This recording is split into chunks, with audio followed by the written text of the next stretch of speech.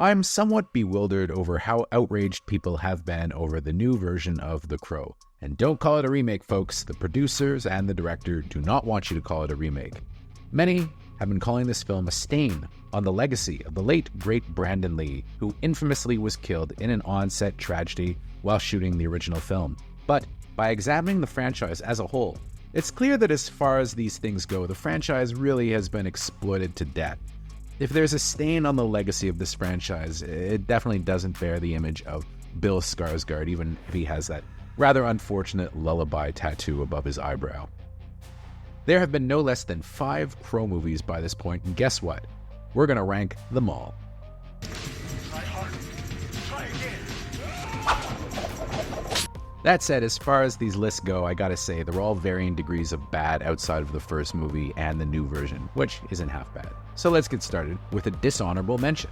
The Crow, Stairway to Heaven. Yes, ladies and germs, they once made a TV version of The Crow, and it was abysmal.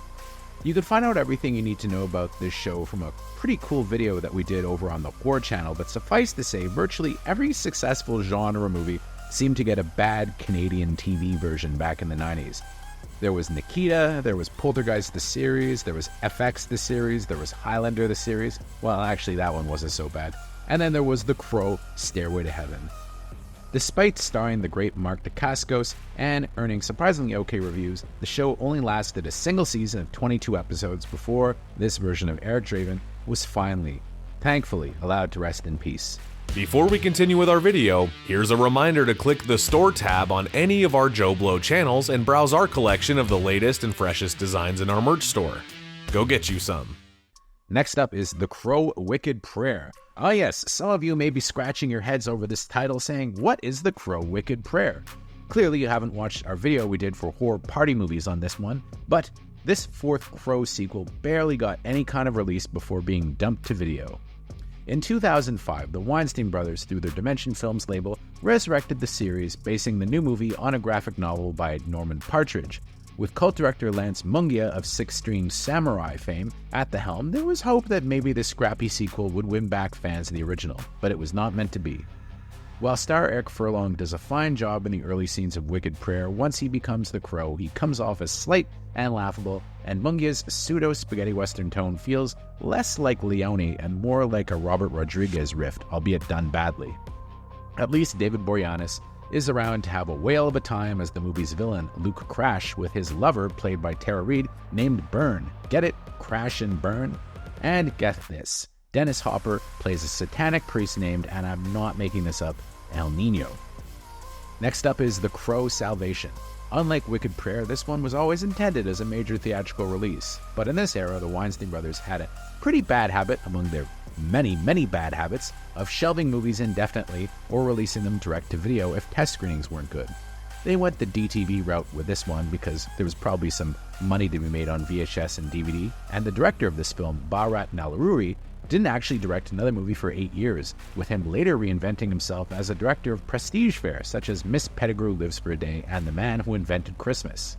As such, this is a pretty bad entry into the franchise with some laughably dated aspects, such as a bad riff on The Matrix's Bullet Time, which was all the rage in the year 2000. But I gotta say, Eric Mabius, not bad as the Crow. He delivers a pretty decent take on the titular character, with him more of a demonic prankster than a heroic avenger.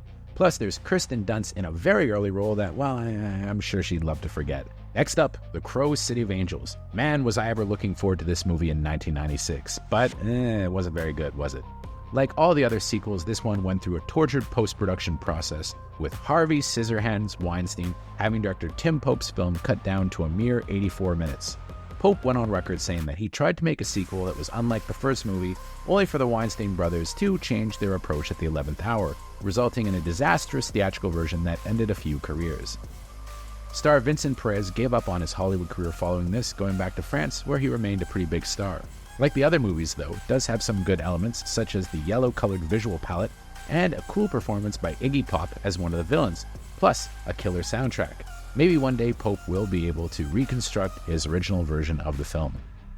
Next, we've got The Crow 2024 edition. While fans have been sharpening their knives ever since Bill Skarsgård's look as the titular character was revealed, it's really not that bad. Were it not for the terrible pacing and lackluster story beats, I think fans would react more positively to this new take on the character, with Skarsgård and villain Danny Huston delivering memorable performances. And then finally, what's the best Crow movie? Well, what a surprise! Could it be the original version by Alex Proyas from 1994? Of course it is, and this is really the only movie on this list that I'd actually say is a legitimately good movie. In fact, it's something of a masterpiece in my opinion. Fun fact, as a goth kid many years ago, all of us wanted to look exactly like Brandon Lee in the movie. I got so far as growing my hair and wearing leather pants and putting baby powder on my face to kind of pale me up a little bit, but I wasn't as cool as Brandon Lee. I'll admit that now, as hard as it is. Well, the fact that he died is an unimaginable tragedy. I have to say his legacy lives on in the same way someone like James Dean's or Heath Ledger's does, as he'll always be frozen in time as the romantic Avenger Eric Draven.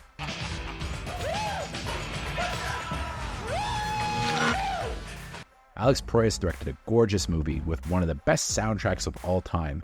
The Cure's Burn is a particular favorite of mine. Plus, you got Michael Wincott playing one of the most memorably evil villains of the 90s, Top Dollar.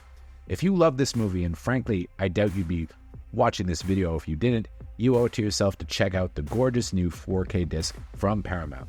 So, have you seen this new version of The Crow yet, and do you agree or disagree with my rankings? Make sure to let me know in the comments on this video because I'm very curious for your take. Am I right? Has there only ever been one really good Crow movie? Let me know.